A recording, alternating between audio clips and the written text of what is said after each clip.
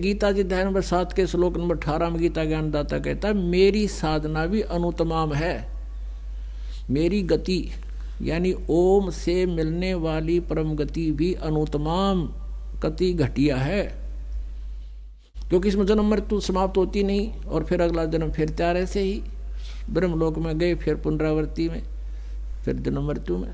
और साथ में ये भी क्लियर कर दिया कि मेरी भक्ति करने वाले को शांति नहीं हो सकती। 8वें अध्याय के 5 और 7 में कहा, अर्जुन तुम मेरे में मन वाला बन, मेरा भगत बन और युद्ध भी कर तो मुझे ही प्राप्त होगा, डोंट वरी।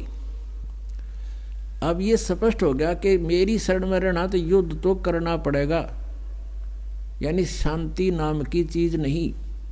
युद्ध मर शांति, पल पल चिंता रहती है क्या हो जा, के बिजली गिर जा। तो कहते युद्ध भी कर और भजन भी कर, ये तो यहाँ का नियम है। और इसलिए 18वें अध्याय के 62 श्लोक में कहा कि यदि तुम्हें परम शांति चाहिए तो सर्वभाव से उस परमेश्वर की शरण में जा, जिसकी कृपा से तो परम शांति को और सनातन परम धाम को प्राप्त होगा। यानी जब तक जन्म मृत्यु है तो ये यहाँ के क्रियाएं तुमने करनी पड़ेंगी। यहाँ शांति नाम की चीज नहीं। चाहे देवता बना है और चाहे इंद्र बना है, देवताओं का राजा, उसको भी शांति नहीं श्लोक में। और आप इस पृथ्वी पर शांति ढूंढ रहे हो। तो ये खुद कहता है मेरी शरण में रहेगा तो युद्ध करना पड़ेगा। और युद्ध नहीं चाहता, अपनी पूर्ण मोक्ष चाहता है तो उस तत्वदर्शी संतों को खोज ले, मैं नहीं जानता उस मार्ग को। और जहाँ जाने के बाद 18वें अध्याय के 62वें श्लोक में और 15वें अध्याय के 1 से लेकर 4 तक कहा है कि उस तत्वदर्शी संत की प्राप्ति के पश्चात परमेश्वर के उस परम पद की खोज करनी चाहिए, जहां जाने के बाद प्राणी फिर लौटकर कभी संसार में नहीं आते। और जिस परमेश्वर से सारे संसार रूपी वृक्ष की जिसका ने उसकी रचना की है, और उसी की भक्ति कर, मैं उसी की शरण में हूं और उसी की भक्ति कर। गीता ज्ञानदाता अपनी भक्ति को कति नाट रहा है, यहाँ पर मना कर रहा है। और फिर 18वें अध्याय के 62वें श्लोक में कहा कि तू सर्वभाव से उस परमेश्वर की शरण में जा जो परम अक्षर ब्रह्म। 8वें अध्याय के 3 श्लोक में गीता जी बताया है। और उसकी कृपा से तू परम शांति को और सनातन परम धाम को प्राप्त होगा। सनातन शाश्वतम सुख वहां मिलेगा आपको, शाश्वतम स्थानम, जहां जाने के बाद फिर लौटकर कभी संसार में नहीं आते। फिर जन्म मृत्यु का रोग कति कट जाएगा, सदा के लिए नाश हो जाएगा और तभी सुख होगा, तभी परम शांति होगी। यहाँ जन्म मृत्यु रहेगी, शांति नाम की चीज नहीं। तो इस जीवन में जो आपने जो आज 50-60 साल के हो गए उनको सब क्लियर हो लिया इस जीवन में के मिला आपने। और अगला जन्म भी हो गया तो ये प्रोसीजर फिर शुरू हो जाएगा। मान ले को पुण्य आपका मनुष्य जीवन मिल भी गया तो यह ब्रह्मटी फिर शुरू। तो यहाँ से बिल्कुल आपने पीछा छुटवाना पड़ेगा। तो उसकी विधि ये है। तो आखिरी सांस तक सभी परमात्मा भी अपनी वाणी में कहते हैं, राम नाम रटते रहो, राम नाम रटते रहो, जब तक घट में प्राण, कभू तो दीन दयाल के है भनक पड़ेगी काने। देखो गेम चाहे तो आप स्टेट लेवल पर खेल रहे हो बच्चे, या डिस्ट्रिक्ट लेवल पर, या फिर नेशनल लेवल पर, या इंटरनेशनल लेवल पर, अब सबके नियम एक जैसे ही होते हैं। तो ब्रह्म तक की साधना करते हैं, उसके लिए भी कहा है कि अंतिम सांस तक इस नाम का जाप करते हुए जाना पड़ेगा। और जहां आशा ता बासा होई, मन कर्म वचन सुमरियो सोई। गीता जी के अध्याय नंबर 8 के श्लोक नंबर 6 में कहा कि अर्जुन ये नियम है, अंत समय में जो जिसके भाव में भावित रहता है अंत समय में उसी को प्राप्त होता है। यही परमात्मा सच्चिदानंद घनब्रह्म अपने सूक्ष्म वेद में बता रहे हैं, उस सच्चिदानंद घनब्रह्म की वाणी में, कबीर वाणी में, कि जहां आशा ता बासा होई और मन कर्म वचन सुमरियो सोई। जहां आस लगा ली तूने जिस इष्ट में, उसी के पास तेरा वास होगा। और मन कर्म वचन से उसी की सिमरण करना सर्वभाव से, तो उसी को प्राप्त होगे। अब आप जी इस ब्रह्मांड रूपी हॉस्पिटल में हैं और यहाँ से छुट्टी होगी तो आपकी उस समय जब आप फिर यहाँ से निकले जाओगे, फिर दोबारा हॉस्पिटल में रहने की आवश्यकता नहीं। तो तब तक आपने आखिरी सांस तक इस सत्संग को और इस नाम को, ये ट्रीटमेंट गोलियां खाती रहनी पड़ेंगी जब तक आपकी छुट्टी नहीं होती। अब जो प्रसंग चल रहा था, अब उस बहन को कहते परम संत हो, उससे आपके दैनिक जीवन में हो रहे पाप कर्म वो साथ की साथ खत्म होंगे, वो आपका लगेंगे नहीं, क्योंकि आपके ऊपर आपके पास लाइसेंस हो गया। इच्छा कर मारे नहीं बिन इच्छा मर जा, कह कबीरदास का पाप नहीं लगे। और संचित कर्म जो आपके रखे हैं उनके लिए भगवान कहते हैं जब ही सतनाम हृदय धरो और भयो पाप को नाश, जैसी चिंगारी अग्नि की और पड़े पुराने घास। पुराना घास सूखा लाखों अरबों टन पड़ा हो, एक सीख लगा दे माचिस की जला के, सारे ने फूक कर राख बना देगी, चलेगी तेज हवा, इधर उधर फूक फेंक फेंक वो क्लियर हो जाएगा फील्ड। तो ऐसे आपके संचित कर्मों को जो वहाँ डिपॉजिट है धर्मराज के दरबार में परमात्मा आग लगा देगा। यदि आप नियमित रहोगे उनको आग लगाएगा जब तक आप आखिरी सांस तक जुड़े रहोगे। और आने वाले आपके जीवन के अंदर जो कष्ट इस प्रारब्ध में आएंगे, ये परमात्मा आपका साथ साथ साफ करेगा। जैसे परमात्मा हमारे पाप कर्मों का नाश करता है, किसके पाप कर्मों का नाश करेगा? जो अनन्य मन से सर्वभाव से केवल एक परमात्मा में आस्था रखेगा। अब यहाँ प्रसंग कई भक्तों के मन में ये आता है, जैसे एक 60-65 साल का व्यक्ति मुझसे कहने लगा यहाँ बीच में मिलते समय, कहने लगा मावी तो नाम लेके गया था, राहत मैंने ली। मैंने कहा तुम उन जो और पूजाएं करते हो उसको बंद कर दो। तो वो कहता है कि आप भी तो ये सभी नाम उन्हीं के देते हो, हमें कहते हो बंद कर दो, हम नहीं उठ करेंगे। मैं कहने लगा बात सुनो, अब जैसे आपने संसार रूपी उल्टे लटके हुए वृक्ष का चित्र देखा, अब दास ये नहीं कहता कि उनको जैसे एक पति भर्ता स्त्री होती है, अब पति भर्ता स्त्री एक ज्वाइंट फैमिली में रह रही है जिसमें जेठ जेठानी, सास ससुर, देवर देवरानी और सभी हैं। वो आदर तो सबका करती है और करना चाहिए, लेकिन वो पूजा केवल अपने पति की ही करती है। तो ऐसे ये हमारा एक परिवार है, ये ब्रह्मा विष्णु महेश और ये दुर्गा, ये हमारे कोई दुश्मन नहीं, ये हमारा एक परिवार है। और हमारा पति कौन है? वो परमेश्वर कबीर देव जी है। तो हम जब तक इसमें सह परिवार में हैं तब तक हम सबके साथ बहुत तालमेल से रहेंगे। और जब हम जैसे वह पति व्रता लड़की जब उनका अलग होने का समय आता है तो फिर उस समय अपने सारे सामान दोस्त का बाटे माया सारा ठा लीजिएगी, किसी की लाज नहीं करे, एक चम्मच भी ना छोड़े, कहेगी ना यो मेरा हिस्सा है देवरे ने, और अपने में दाद रहेगी, अपने पति के साथ चली जाएगी, कति उधर झांखे भी को नहीं। तो जब तक हम यहाँ रह रहे हैं तो ये हमारा एक परिवार है, ये सह परिवार है। ब्रह्मा विष्णु महेश माता दुर्गा गणेश, ये कोई दुश्मन नहीं हमारे, नाम कहते ऐसे। लेकिन पति व्रता के अपने पति में आस्था उनमें कद्दे नहीं हो सकती और बुरे भी नहीं हो सकते हुए, क्योंकि फिर आपस में प्यार भी रखना है, क्योंकि हमारा शिष्टाचार है, नहीं तो कड़ा का घर हो जाएगा वो। तो वो भी पति व्रता नहीं होती जो घर में कड़ा मचवा दे। तो सबको सत्कार करे, आदर करे यथोचित, लेकिन पूजा केवल अपने पति की करे, पति वाला अधिकार दूसरे के पास नहीं जाना चाहिए। तो ऐसे ही हमारा ये एक परमात्मा कबीर देव हमारा इष्ट है, और ये जितने भी हैं ये हमारे परिवार के हैं सदस्य हैं, इनको हम अलग नहीं कर सकते, लेकिन पूजा के स्थान पर उनको नहीं रख सकते। अंडरस्टूड है ये। अब जैसे संसार रूपी उल्टा लटका हुआ वृक्ष आपको दिखाया, ऊपर को जड़ तो पूर्ण परमात्मा है, तना ये अक्षर पुरुष है, और डार ये सरपुरुष है, और तीनों देवा शाखा हैं, रजगुण ब्रह्मा सतगुण विष्णु तमगुण शिव जी, और आगे पात रूप संसार भगवान की वाणी में। तो हम पात रूप में हैं। हम ये नहीं कह सकते इस भक्ति रूपी पौधे की तुम टहनी काट के फेंक दो, या डार काट के फेंक दो, या तने न फेंक दो, ये कोई मूर्ख है कहेगा, क्योंकि हमें लाभ तो टहनियों से मिलेगा, शाखाओं से मिलेगा। हम जड़ की पूजा करेंगे, इस मूल की पूजा करेंगे, पौधे की। आम क्या पौधा लाए, जमीन में गाड़ा, और उसकी हमने पूजा शुरू करी, सेवा शुरू करी, सिंचाई शुरू की, तो धीरे धीरे बड़ा होगा।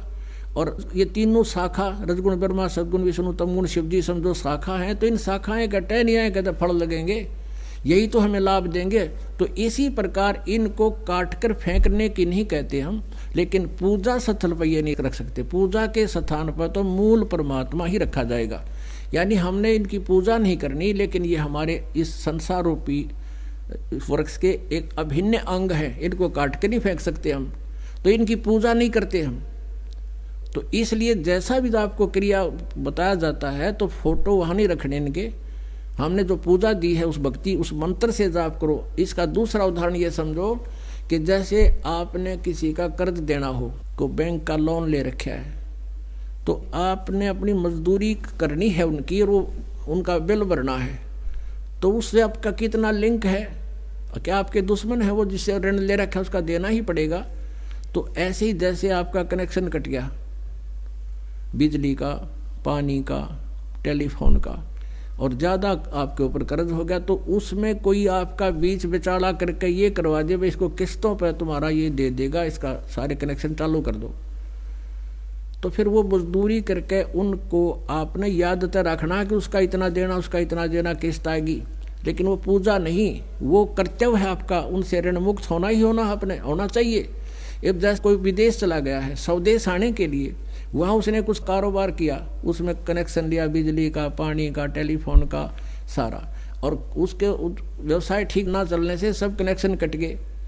अब वापस आने के लिए उसने वहाँ से नो ड्यू सर्टिफिकेट भी लेना पड़ेगा, क्योंकि कर्ज उसके ऊपर बैंक लोन भी है।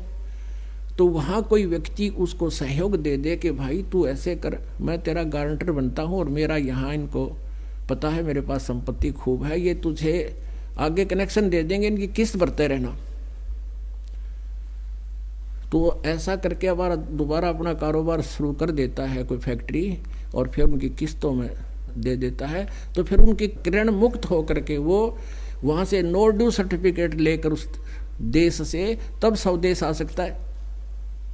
तो इसलिए हम पहले सत साधना ना करके और हम भक्ति धनहीन हो गए, हमारे ऊपर ऋण हो गया ब्रह्मा विष्णु महेश और दुर्गा और गणेश का।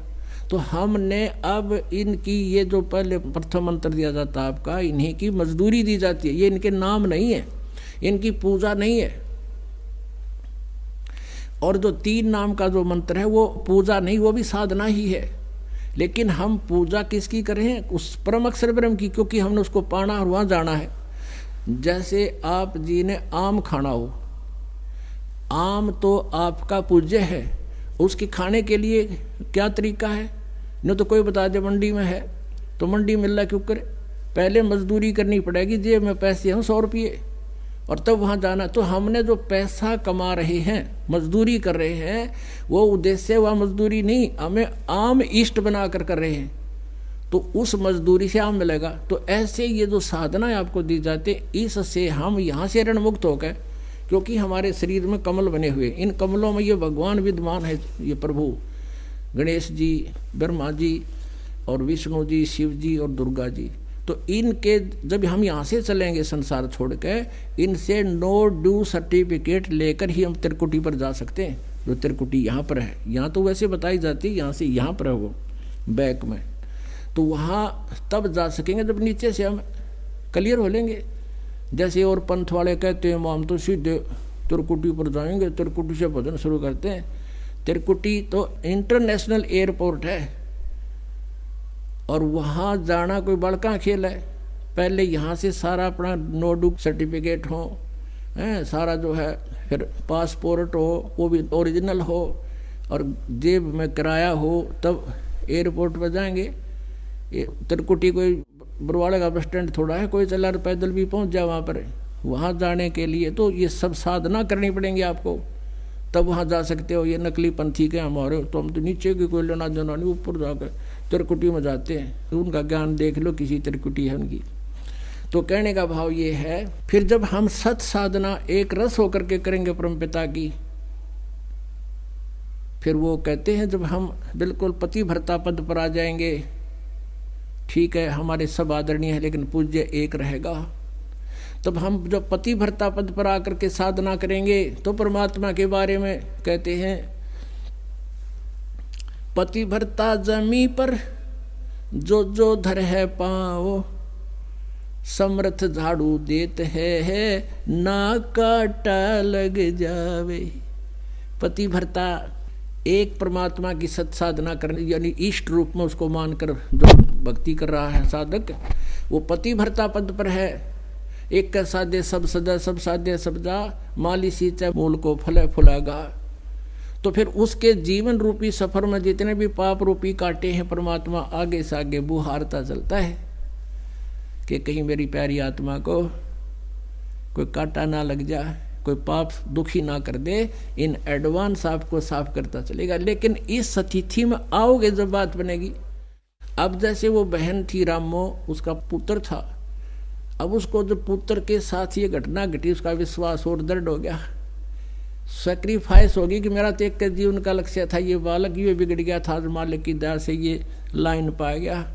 अब और ज़्यादा श्रद्धा से सेवा करने लगी। सत्संग होता था तो वहाँ उसने सेवा ले ली, कपड़े धोने की, साधु संत भक्तां की, गुरुदेव की सेवा की, और हाथ जोड़ के ले ली और वो ले जा कपड़े धो के ला। सत्संग होने लग गया।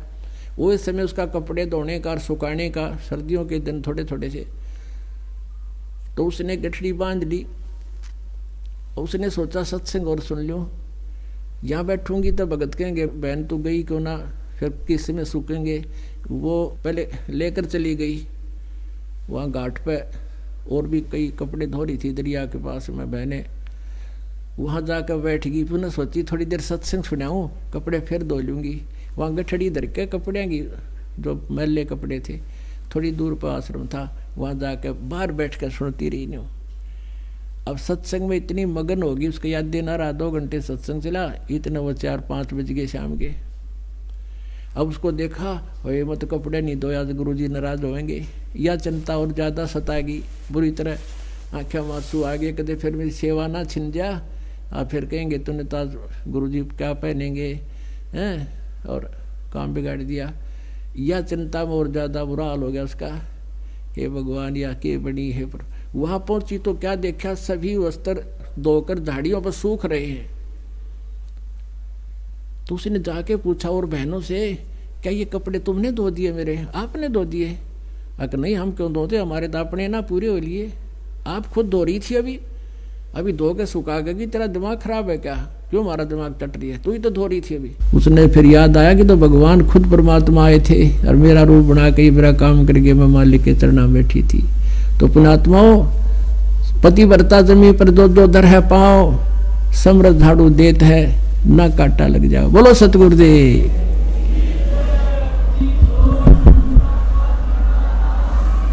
सत साहिब। परम पिता परमात्मा पूर्ण ब्रह्म, सारी सृष्टि के रचनहार कुल मालिक कबीर परमेश्वर जी की असीम कृपा से आप जी को ये सत्संग उपलब्ध हुआ, प्राप्त हुआ। आप जी का बहुत सौभाग्य है कि आपकी रुचि परमात्मा के अंदर बनी, सत्संग सुनने की आपके अंदर एक प्रबल इच्छा हुई, जिस कारण से इतनी दूर आप इतनी सर्दी में भी पहुंच गए। परमात्मा कहते हैं नर संसारी लगन में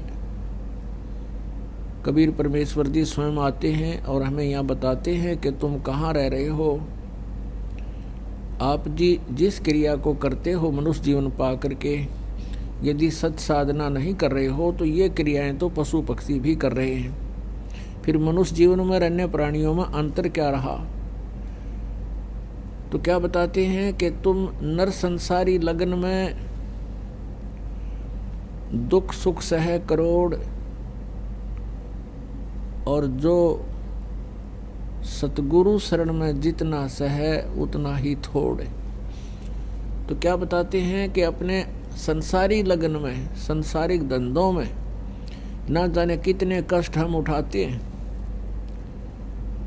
और यदि हम परमात्मा के लिए, परमेश्वर की प्राप्ति के लिए, सत्संग में आने के लिए हमें जितने भी कष्ट होते हैं वो समझो थोड़े ही हैं। तो आप जी इतनी दूर से चले, सफ़र में तकलीफ़ हुई, और यहाँ पहुँचने के बाद तो परमात्मा की दया है, आपको कोई परेशानी परमात्मा नहीं होने देते। तो फिर आपके जो प्रबल संस्कार हैं, शुभ संस्कार, उन्होंने वो आपको यहाँ धकेल कर लाए हैं। कारण कुछ भी बनाया है, ये सब परमेश्वर की रजा होती है। नहीं तो घर के पड़ोस में भी कार्य हो रहा हो आसपास में, तो भी नहीं जा सकता प्राणी ऐसी सर्दी में। और आप कोई 1000 किलोमीटर, कोई 500 किलोमीटर, कोई 1500 किलोमीटर से चलकर यहाँ सत्संग सुनने आए हो।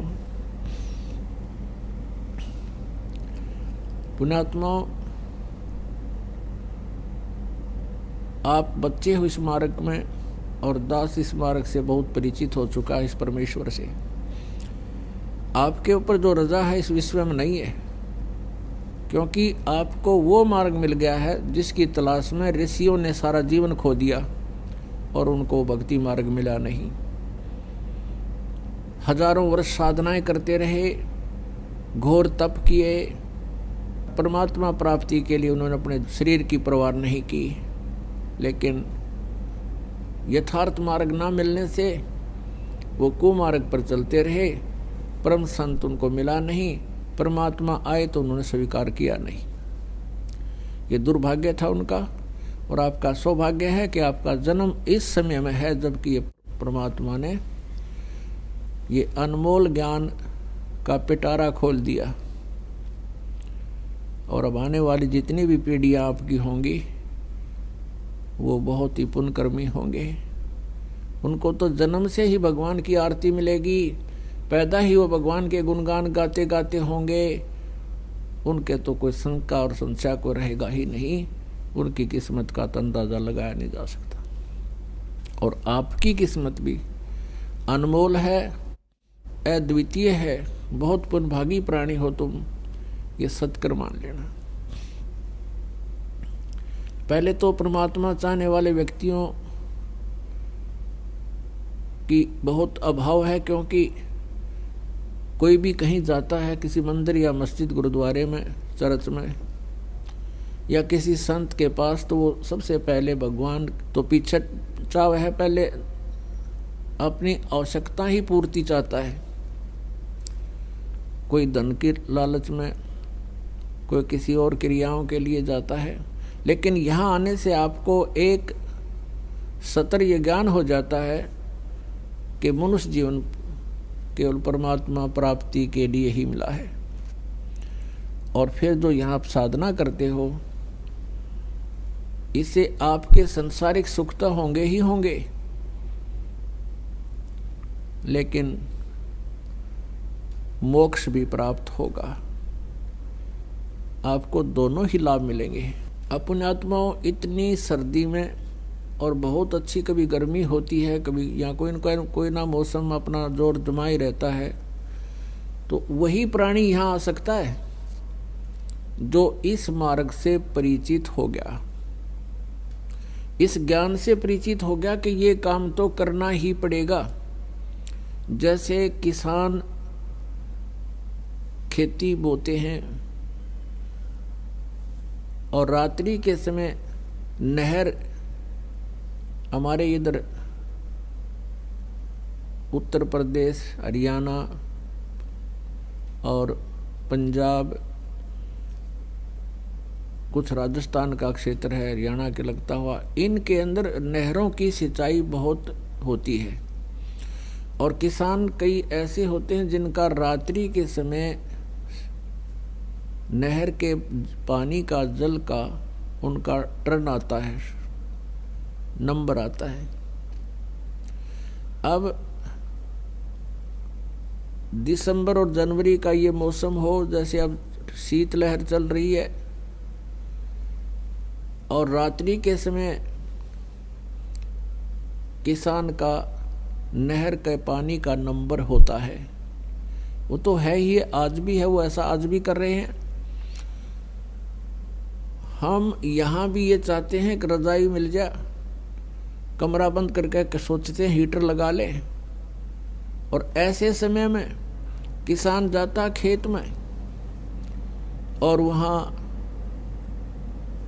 नहर के पानी को लगाने के लिए, सिंचाई करने के लिए अपने खेत में, उसने दूसरे किसान से जल रोकना होता है और उस नाली के अंदर जो वाटर कोर्स होता है उसमें मिट्टी से बंद लगाना पड़ता है।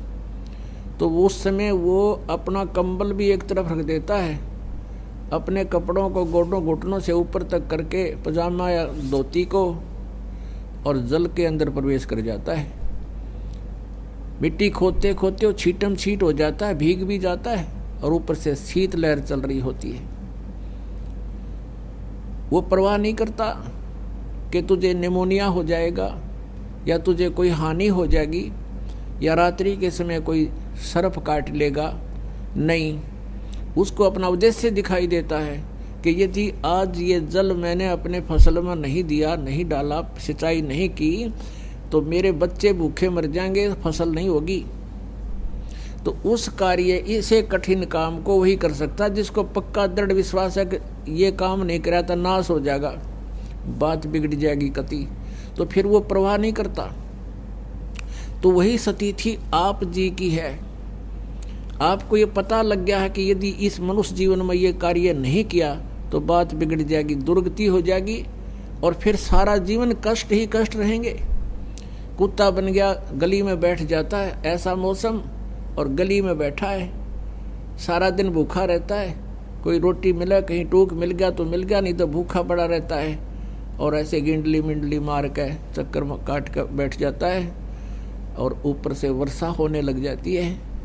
तो पुण्यात्माओं, इन कष्टों से आप परिचित हो चुके हो, तभी आप इतनी दूर से और बगैर किसी के रोके, बगैर किसी बाधा के यहाँ पहुँच जाते हो। तो तभी ये काम पूरा होगा। कहते हैं सत्साधना किए बिना, परमात्मा की तरफ इतनी लगन लगे बिना बात बने नहीं। आप पर मेहर की भगवान ने विशेष कृपा की है, सत्कर मान लेना। और ये अमृत ज्ञान सुनने को आपको मिल रहा है। इस ज्ञान की तो काल ने छींट भी नहीं आने दी थी बाहर किसी के पास। सबको उआबाई का ज्ञान संग्रह करवा रखा है। परमेश्वर आए, कबीर भगवान जो हमारे पिता हैं, जो हमारे हमदर्द हैं, क्योंकि हम सभी प्राणी जितने भी इस पृथ्वी ब्रह्मांड में हैं, काल के लोकों में हैं, हम सभी उस परमात्मा के बच्चे हैं। और हम अपनी गलती से यहाँ काल के जाल में फंस गए आके। बालक गलती कर देता है, माता पिता फिर भी उसके दुख में दुखी ही रहा करते हैं। आप यहाँ देखते हो कितना कष्ट है आपको। किसी का पुत्र मर गया, किसी का पुत्री मर गई, किसी का कोई हानि है, किसी को कैंसर है, किसी को दुर्घटना मारे गए, कहीं फ्लड आ गया तो हजारों व्यक्ति मारे जाते हैं, पूरा परिवार नष्ट हो जाता है। तो हम ऐसे बेरहम के यहाँ रह रहे हैं जिसका कोई दया नाम की चीज़ नहीं। कोई मरो, कोई जियो, एकदम फ्लड आ जाए, एकदम भूकंप आ जाता है, हजारों आदमी, लाखों आदमी मारे जाते हैं। तो हम उस लोक में रहा करते थे जहाँ दुख नाम की चीज़ नहीं थी। हम अपनी गलती से, नालायकी से हम यहाँ फंस गए इस भगवान के जिसका दया नाम की चीज़ नहीं, जो खुद अपने आप को काल कहता है। मैं काल हूँ और सबको मारने के लिए आता हूँ। भगवान मारता है कभी? भगवान जीवन देता है, जीवन लेता नहीं। तो हम गलत स्थान पर फंस गए हैं। हमें पता नहीं था पहले, अब ज्ञान हो गया भगवान की रोशनी से, भगवान के तत्व ज्ञान की रोशनी से। और अब भी हम यहाँ से नहीं निकले तो फिर ना जाने कितने युगों के बाद, ना जाने कितने भटक लोगे, कहाँ कहाँ दुर्गतियाँ हो लेंगी। फिर कभी ये समय कलयुग का यही समय है जिसमें हम पार हो सकते हैं। और इसमें थोड़े ही प्रयत्न में पार होंगे। अपने जो भी जिसका कर्म है, क्रियाएं हैं, वो करते रहो, मर्यादा में रहो, भक्ति करो, आजीवन नाम जाप करते रहो, परमात्मा पर विश्वास दृढ़ बनाओ। क्योंकि हमारे पाप बहुत हैं। हम कलयुग में आगे हैं तो निरे पाप इकट्ठे कर रखे हमने आज तक। पुण्य शुभ कोई बना नहीं, बना तो अपना बर्बाद कर लिया, कहीं स्वर्ग में कितना और राजा छोटा मोटा पद पाकर। तो पुण्यात्मा, अब भगवान ने दया की है आपके ऊपर। और इसको बहुत ही लगन के साथ, दृढ़ निश्चय के साथ अंतिम श्वास तक ये साधना करनी है। क्योंकि हमें भ्रमित ज्ञान बहुत प्राप्त है। उस भ्रमित ज्ञान के आधार से हम यही सोचते रहते हैं, ये कुछ दिखाई नहीं दिया, अंदर कुछ धुन सुनती हैं, ऐसा होता है। ये है एक ब्रह्मांड, इसने पिंड कहो, शरीर कहो, और एक ब्रह्मांड को अंड भी कहते हैं, ब्रह्मांड भी कहते हैं। और एक ब्रह्मांड में जो भी व्यवस्था है वो इस शरीर के अंदर, यह शरीर एक टेलीविज़न समझ लो, और इस टेलीविज़न के अंदर केवल इस ब्रह्मांड तक की जो भी है, यहाँ इस जो भी क्रियाएं हो रही हैं, कोई धुन बज रही है या कोई प्रकाश दिखाई दे रहा है, कुछ भी दिखाई देता है शरीर के अंदर, जो आप साधना करके कुछ भी अंतर्गत हो करके, अंतर ध्यान होकर इसमें अंतर की तरफ जा करके कहते हैं हम धुन सुनते हैं। ये तो काल की धुन है सारी। अंड और पिंड या ब्रह्मांड, पिंड शरीर को कहते हैं और ब्रह्मांड को अंड भी कहते हैं, क्योंकि इलिप्टिकल शेप का है, अंडाकार शेप है इस ब्रह्मांड का। तो इसके अंदर जो भी आप देखते या सुनते हो, ये काल की व्यवस्था है। हमारा परमात्मा कहते हैं हमारा लोक अंड और पिंड के पार स्वदेश हमारा है। इस पिंड और ये ब्रह्मांड को अंड कहो, इसके पार हमारा देश है। तो हमें वहाँ की जो धुन है इसमें नहीं सुनेगी वो,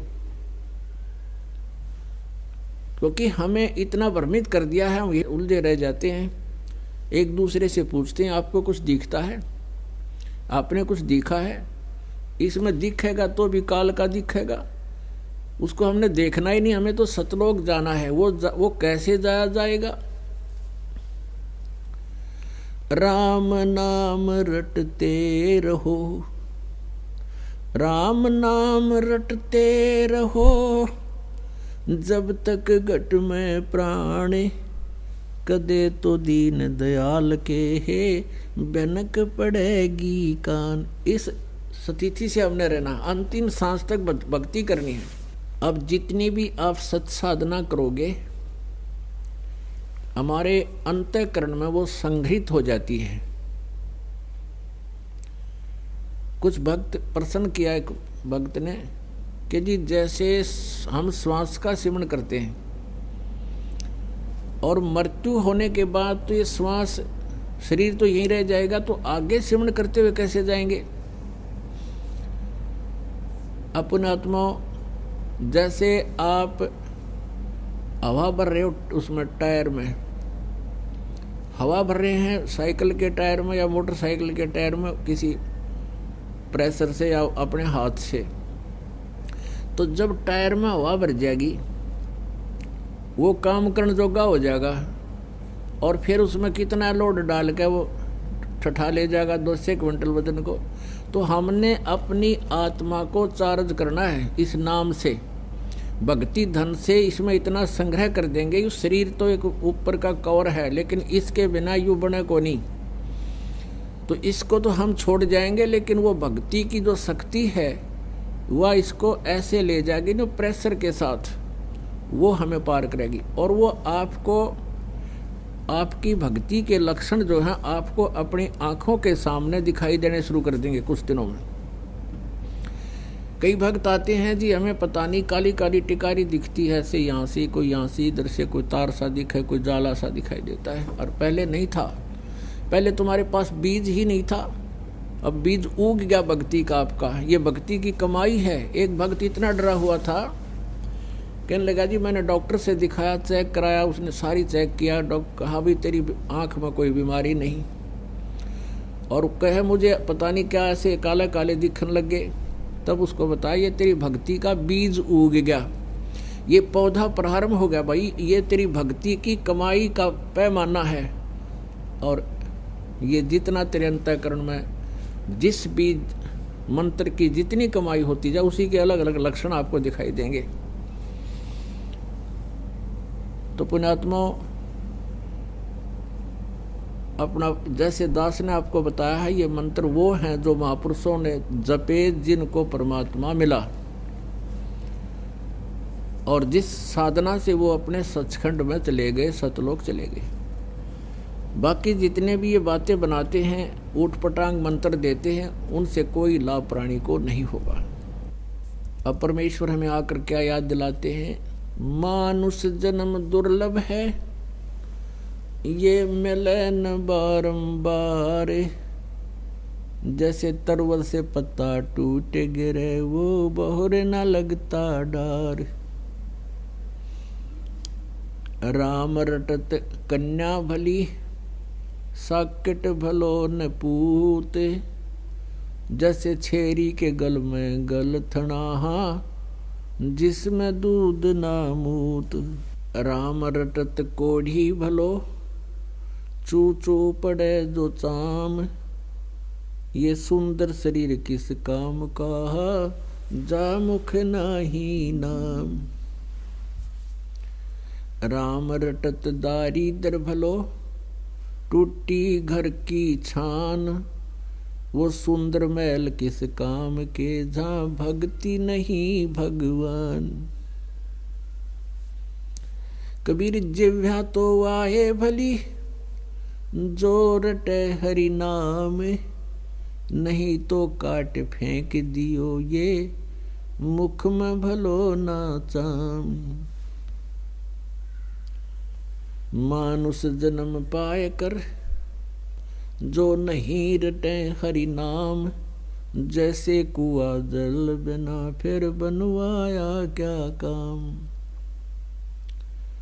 दुख में सुमरण सब करे, सुख में करे ना कोई, जय सुख में सुमरण करे, तो दुख काहे को होए।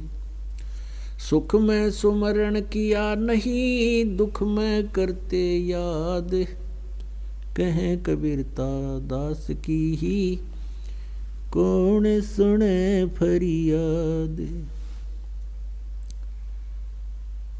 परमपिता परमात्मा स्वयं आकर के अपनी प्यारी आत्माओं को ये ज्ञान बताते हैं कि जो साधनाएं तुम कर रहे हो ये व्यर्थ है, ये साधना ठीक नहीं है। लेकिन हम इस काल के अज्ञान से इतने रंगे जा चुके होते हैं, हम परमात्मा के वचनों पर विश्वास नहीं करते और उस लोक वेद को हम अंतिम मान लेते हैं। तो यही कारण रहा कि हम यहाँ से नहीं जा सके। परमात्मा पूर्ण ब्रह्म सत्य पुरुष वो चारों युगों में आते हैं, चारों युगों में आकर के वो लीला करते हैं और फिर एक जन साधारण की तरह एक जीवन जीते हैं। जिस समय में जैसी भी कोई क्रियाएं होती हैं वैसी वो अपने हाथ से सब कार्य करते हैं और हम एक उदाहरण देते हैं कि परमात्मा पाने के लिए बस इतना ही काफी, बाह्य आडंबरों की कोई आवश्यकता नहीं। जो सत भक्ति वो हमने मनुष्य जीवन से ही करनी है। इसमें हम कपड़े कैसे ही पहने, चाहे लाल पहने, पीले पहने, पैंट कमीज पहने, धोती कुर्ता पहने और पहने अपना किसी प्रकार का भी ड्रेस जैसे जिसमें बैठने में सुविधा हो और अभद्र सी ना लगने वाली हो, वो किसी प्रकार के भी धारण कर सकते हो। परमात्मा की भक्ति किसी कपड़े से, माला से, गले में डाल लेने से, तिलक लगाने से ये ना तो सहयोगी हैं और ना ये बाधक हैं। लाल कपड़े पहनने से इतनी समस्या अवश्य आ जाती है उस प्राणी को, क्योंकि आम व्यक्ति गेरुए कपड़े पहने व्यक्ति को एक संत मान लेता है और फिर बार बार उसको प्रणाम करते हैं, चरण छूते हैं, तो उस व्यक्ति की भक्ति खत्म होनी शुरू हो जाती है और एक दिन फिर उसमें मान आ जाएगा। तो इसलिए हम उनसे तो प्रार्थना करते हैं कि आप ये बाह्य आडंबर ना करके एक भक्त बनो। यदि आपने भगवान चाहिए तो आपने सिंपल एक जन साधारण की तरह रहना होगा। तो उससे हम प्रार्थना करते हैं। बाकी कोई किसी तरह भी अपना जैसा उसका वेशभूषा उसका क्षेत्रीय है कर सकते हैं। बाकी हमने जो यहाँ के जो ड्रामे हैं ये नहीं करने।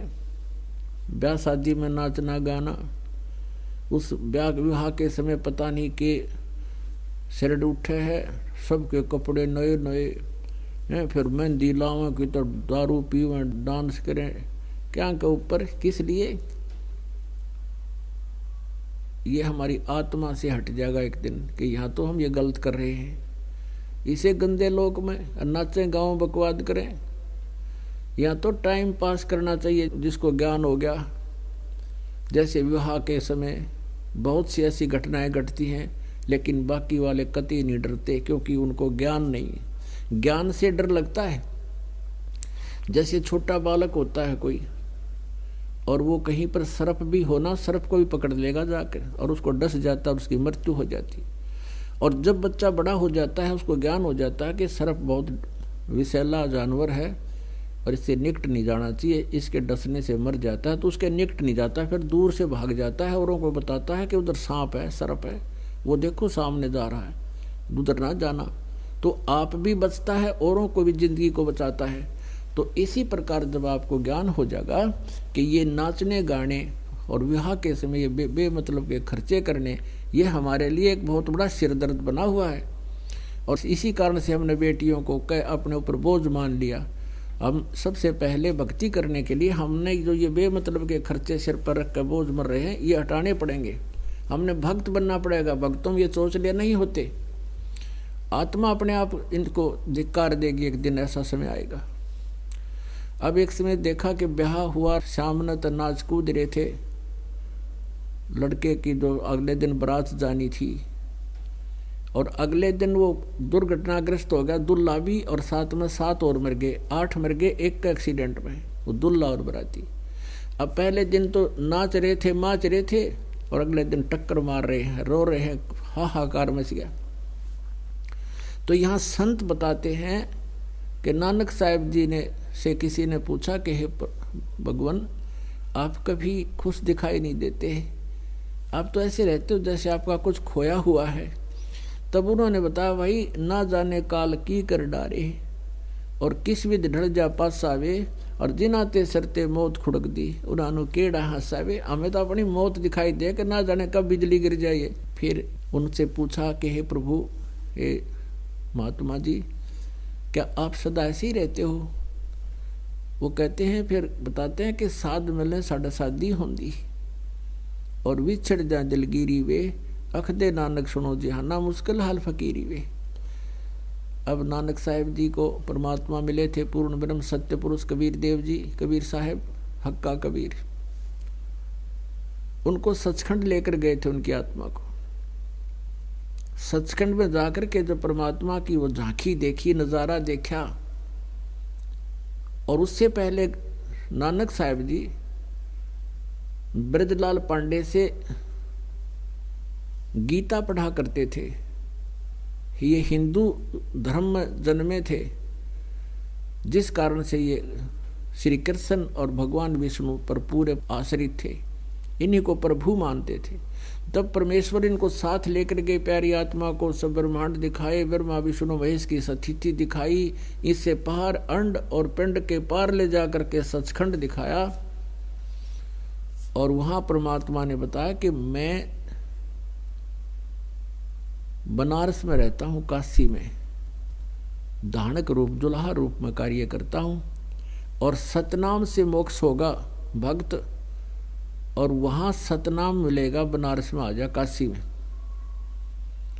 तीसरे दिन उनकी आत्मा को वापस भेजा, 3 दिन अदृश्य रखा उनको, और वहां नगर वालों ने, घर वालों ने सोच लिया कि नानक साहब जी ने स्नान करने के लिए दरिया में डुबकी लगाई थी, और भी बहुत से भक्त वहां स्नान कर रहे थे, व्यक्ति स्नान कर रहे थे। जब बाहर नहीं आए तो परमात्मा ने उनको वहीं से अदृश्य कर दिया। बाहर नहीं आए तो वहां चिंता बन गई थी कि वो तो डूब गए, दरिया बहुत गहरी थी। और उनके जो बहनोई थे, नानक साहब के जो बहनोई थे, जयराम नाम था उनका, उनका वहाँ नवाब के यहाँ बहुत अच्छा स्थान था, वहाँ एक अच्छी पोस्ट थी, सुल्तानपुर के नवाब के, और नानक साहब जी उस नवाब के यहाँ नौकरी करते थे, मोदी खाने में, माल खाने में। तो उनको पता चला तो उसकी खोज के लिए जाल डाले, दूर तक गोताखोर भेजे, वो कहीं नहीं मिले। सब ने सोच लिया था, मान लिया था कि दरिया में चले गए और उनका शव कहीं पर मिट्टी में दब गया। तीसरे दिन वापस आए, सबको खुशी का ठिकाना नहीं रहा। तो परमात्मा को देखने के बाद वो वापस आए, पूछा उनसे तुम कहाँ गए थे? कि मैं सचखंड गया था। कौन लेकर गया तुम्हें? कि भगवान आए थे खुद, वो लेकर गए थे मुझे, अकाल पुरुष आए थे। उस दिन के बाद वो नौकरी भी छोड़ दी और पहले वाला ज्ञान भी त्याग दिया। फिर उन्होंने केवल गीता जी के 7 श्लोक सेलेक्ट कर लिए थे और उन पंडों से जाकर, उन पंडों से ये प्रश्न किया करते थे कि गीता जी के अध्याय नंबर 7 के श्लोक नंबर 18 में ये गीता ज्ञानदाता अपनी भक्ति को अनुत्तम क्यों कहता, अपनी गति को? बताओ इसका कारण। गीता जी अध्याय नंबर 18 के श्लोक नंबर 62 में ये किसकी शरण में जाने को कहता, अपने सैन्य की?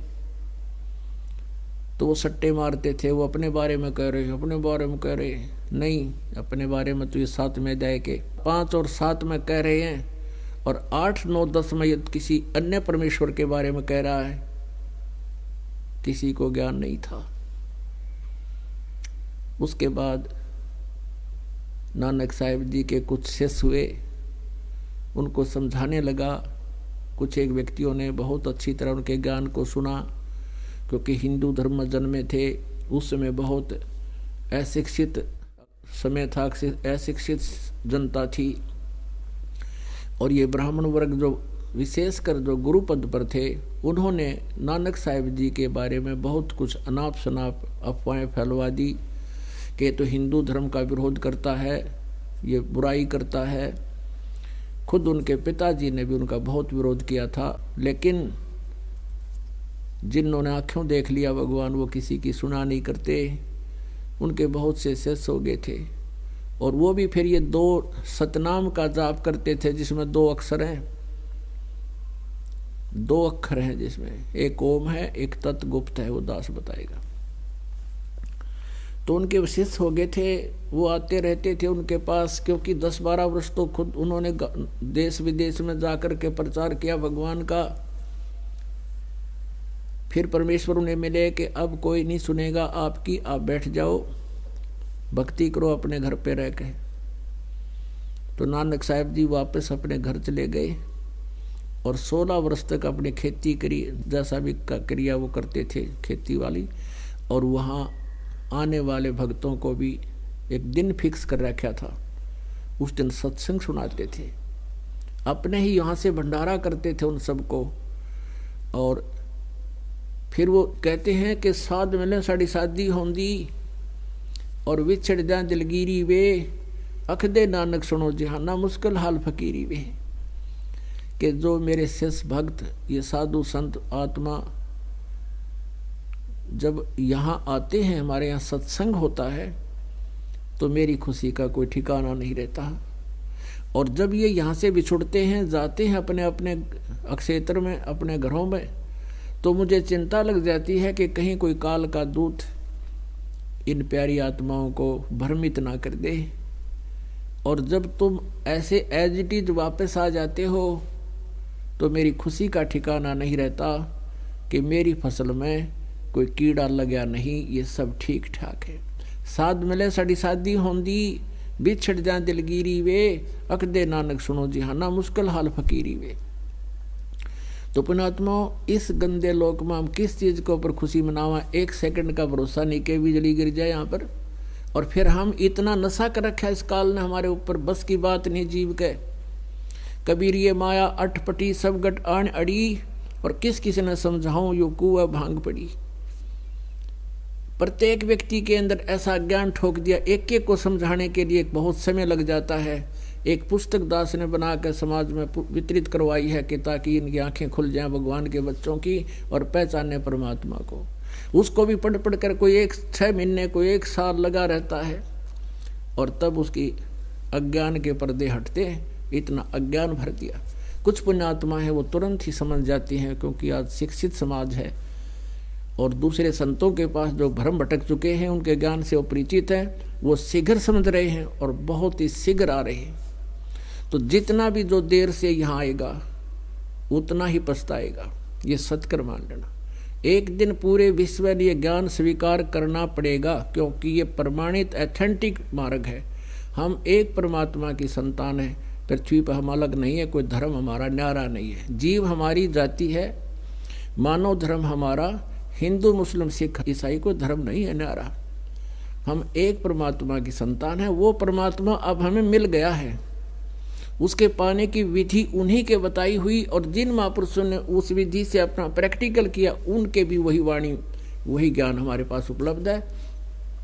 उन्होंने भी यही प्रमाण दिया है कि हमने ये मंत्र जाप किए हमारा मोक्ष हुआ। तो आज वही आपको प्राप्त है। बाकी जिस भी पंथ में आप जाते हो साधना अलग अलग है, नाम न्यारे न्यारे, कमाल की बात है। आम बीजना है तो आम का बीज एक ही होगा। कोई ये कह दे कोई संत कैसा ही नाम दे दो उसी से पार हो जाएगा, नहीं, आम का बीज एक ही जैसा है। अगर वो ऐसा है आपने बीज रखा तो आम है, और वो बीज नहीं बीज रखा तो आम नहीं है। तो परमात्मा पूर्ण मोक्ष कराने के लिए जो हमने साधनाएं करनी है वो एक ही है, दूसरी है ही नहीं।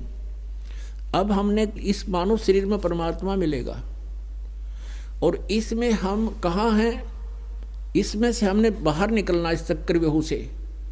हमारे कमल बने हैं इस रीढ़ की हड्डी जो बैकबोन है इसके अंदर की साइड में। रीढ़ की हड्डी नीचे जाकर गुदा के पास खत्म हो जाती है, उससे 2 उंगल ऊपर अंदर की साइड में एक चक्र है, आंतड़ियों का बना हुआ है, और उसमें गणेश जी का जो है अधिपत्य है, वो गणेश जी का कमल कहलाता है। और उसके बाद उससे 2 उंगल ऊपर ब्रह्मा और सावित्री का एक कमल है, चक्र है, जैसे टेलीविजन में चैनल होते हैं।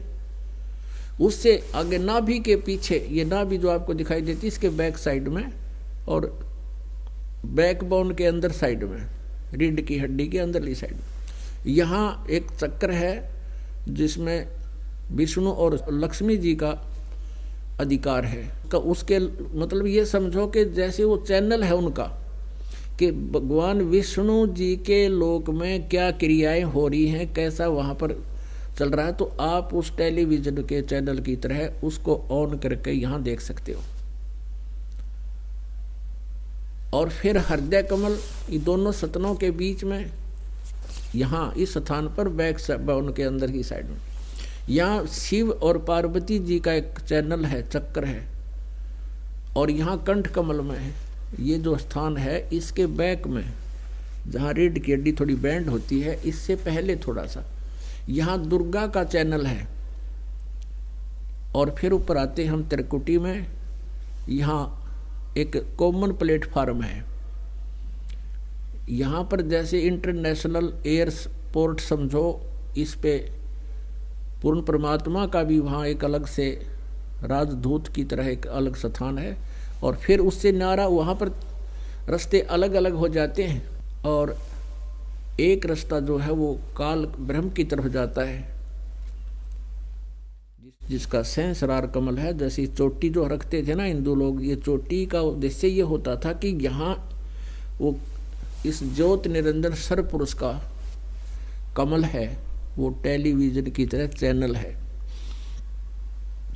तो हमने यहाँ से जब जाना है, इन सभी भगवानों से जो है